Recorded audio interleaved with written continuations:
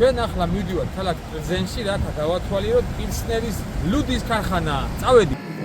მოგესალმებით ქალაქ პრეზენიდან, ჩვენი ყოფილი პილსნერის ქარხანაში. ჩვენ ახლა ვაგემოვნებთ ადგილობრივ ლუდს, რომელიც ინახება სარდაფში, განთავსებულ კასრებში. ცივად, ეს ლუდი ჩამოგვისხეს სპეციალურად სადეგუსტაციოდ, ასე რომ გაგიმარჯვებთ.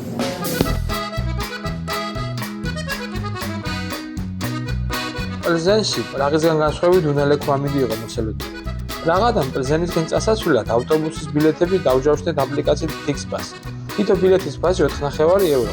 ავტობუსი გადის ქალაქის გარეუბანში მდებარე სადგურიდან სახელწოდებით ზლიცით. ქალაქი პრეზენი ჩეხეთის მეოთხე, ყველაზე დიდი ქალაქია. მდებარეობს ქვეყნის დასავლეთ ნაწილში, ბოჰემიის რეგიონში.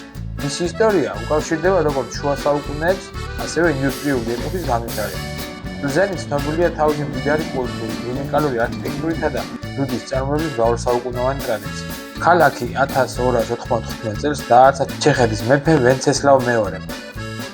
პრეზენი ინდუსტრიული ქალაქის სახით მე-19 საუკუნეში განვითარდა. პრეზენში დილით არ წვიმდა.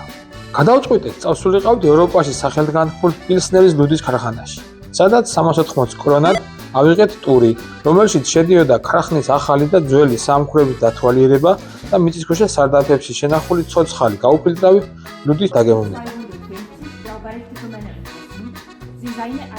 ქარხანა დაარსდა 1842 წელს. აქ პირველად შეიქმნა ლუდი, რომელიც ცნობილია თავისი მსუბუქი, ოქროსფერი შეფერილობით, გამჭვირვალობითა და გამორჩეული გემოთი, სუფთა, კარამელური ტონები, რაც მიიღწევა ღია დუღილის სპეციალური მეთოდი. ქარხანა დღემდე იყენებს იმავე ტრადიციულ მეთოდებს. ქარხანაში მისული ტურისტები მოისმენენ ინფორმაციას მისი დაარსების შესახებ, გაეცნობიან ლუდის წარმოების თანამედროვე სქემას. შესაძლებლობა აქვს ნახონ ლუდის წარმოების ყველა ეტაპი. თანამედროვე საწარმო სამმხვროს წავიყვანეს, რომლის მოდერნიზაციაც გიდის ინფორმაციით 1 მილიარდი ჩეხური კრონა დაждდა და აღიჭრვა იმ მოთხოვნების დასაკმაყოფილებლად, რაც მსოფლიო ბაზარზე ამ ლუდის მიმართ არის. ქარხანა გაშენებულია უზარმაზარ ტერიტორიაზე და მოიცავს მრავალ შენობას და ობიექტს, მათ შორის საწარმოო ხაზებს, ლაბორატორიებს, საწყობებსა და ტურისტულ სივრცეებს.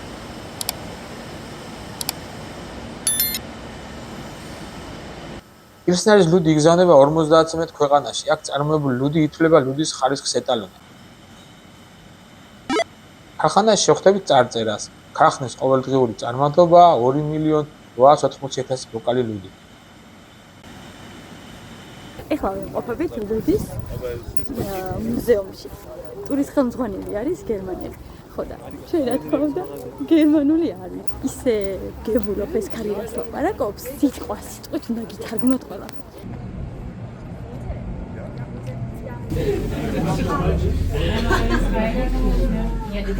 სად იმყოფებით? სერვაზარი კაცის გვერდით. თომას გულის ხო. ახლა ვიმყოფებით ქარხნის სარდაფში, სადაც გიდი გვიყვება სხვადასხვა ისტორიებს. აი აქ კი ძირს სუნთლიან ხორბალებია.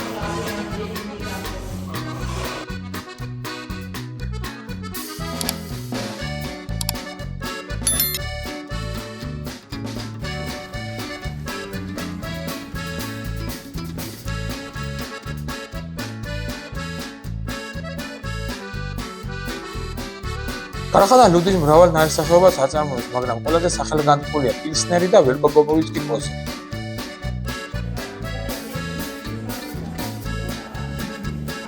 ქარხანას აქვს უნიკალური 9 კილომეტრის სიგრძის სარდაფების ქსელი, სადაც საუკუნეების განმავლობაში ინახებოდა და ახლაც ინახება ლუდი.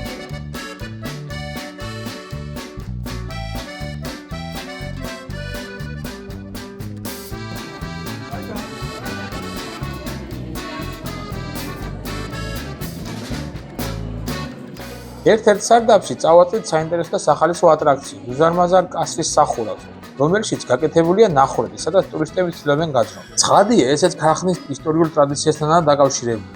დიდ კასრებს ლუდის ხარისხის შესანარჩუნებლად რეგულარულად სჭირდებოდა შინიდან წმინდა. ამ სამუშაოებს კასრის შემოწმებლები ასრულებდნენ. სპეციალურად მომზადებული ადამიანები, რომლებიც კასში შედიოდნენ. ნახვლის სიმცირის გამო მასში დიდმოსლიანი ადამიანები ვერ ჩავიდნენ.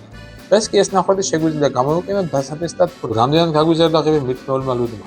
ტური ითვალისწინებს რამოდენიმე გვირაბში გავლას, სადაც ხდება უნიკალური ცოცხალი ლუდის დაგემოვნებაც. გამოგიტყდებით და აქ მისვლამდე მეგონა რომ ლუდი მიყვარდა. თუმცა აქ მივხვდი, რომ ლუდის საერთოდ არ მქონია გასინჯული და სხვა სასმელი ყვარებია ლუდის ნაცვლად. მოკლედ, ვისაც ეს არ გჯერათ, გისურვებთ თავადვე გაიაროთ ეს გზა. ჩვენ ვსინჯავთ ლუდ პილსნერს პირდაპირ სარდაფილში განთავსებული კაცრებიდან.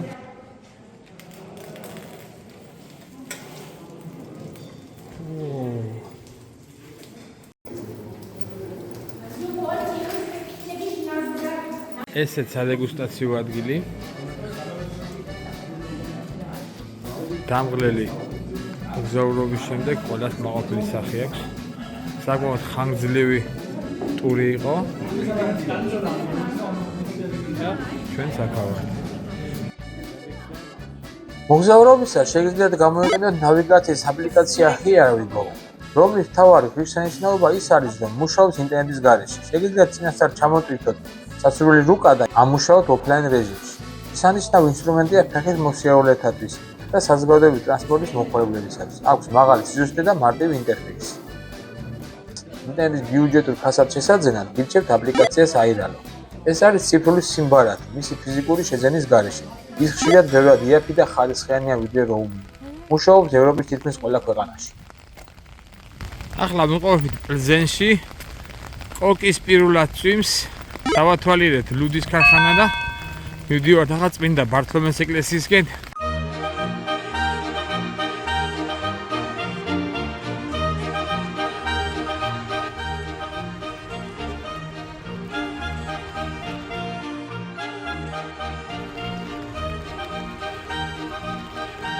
ბრძენის წმინდა ბართლომეს სახელობის გოთიკური ტაძარი მდებარეობს რესპუბლიკის მოედნაზე, ამერტი რესპუბლიკა. აღსანიშნავია რესპუბლიკის მოედნის სხვადასხვა ადგილზე განთავსებული ბაროკოს სტილის შადრევნები, რომლებიც თანამედროვე დროის სიმბოლური ნამუშევრებია და მოედანს დამატებით ხიბლს მატებს. მოედნის გარშემო მდებარეობს კაფეები, სუვენირების მაღაზიები, ხელოვნების გალერეები, ღვინის ბარები და სხვა ისტორიული ნაგებობები. ისინი წარმოადგენენ განსხვავებული არქიტექტურული სტილის ნაზავს. შეხვდებით რენესანსის, ბაროკოს, ნეორენესანსის და ნეოგოთიკის არტ-ნუვო სტილის შენობებს. კოშკის სიმაღლე 102 მეტრი. ჩვენ ვიმყოფებით პლზენში, წმინდა ბართლომეს სახელობის კათედრალში. ახმადაბლა მიწერს საუბარი დუშენის შესანიშნავ კანდიდატებას. ეს არის სასახები, ჩასაგდები ფულის და შემდგომ საფულს და მოცულობენ. ეს კი გახებოთ თანამედროვე შესაძლებელი პუნქტი, სადაც შეგიძლია აირჩიოთ შესაძლებელი თანხას უდენობა და შემდგომ ბარათით გადაიხადოთ. ასე რომ ტექნიკა ყველგან წინიც.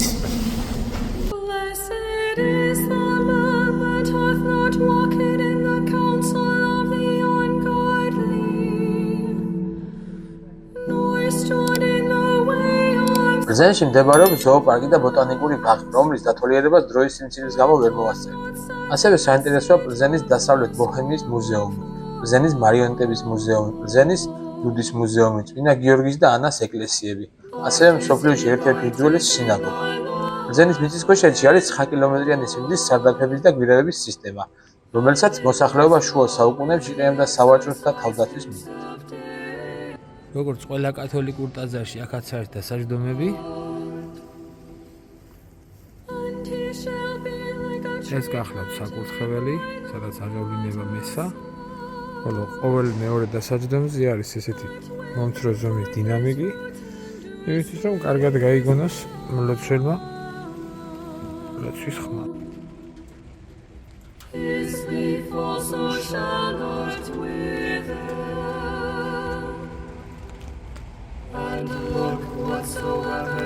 თექვსმეტი სექტემბერი შედარებით მშრალი დღე გამოდგა. როგორც იქნა, გადავწყვიტეთ ნოემბრის 20-მდე აგვიღო გეზი, სადაც უნდა გვენახა მოცეკვავე სახლი.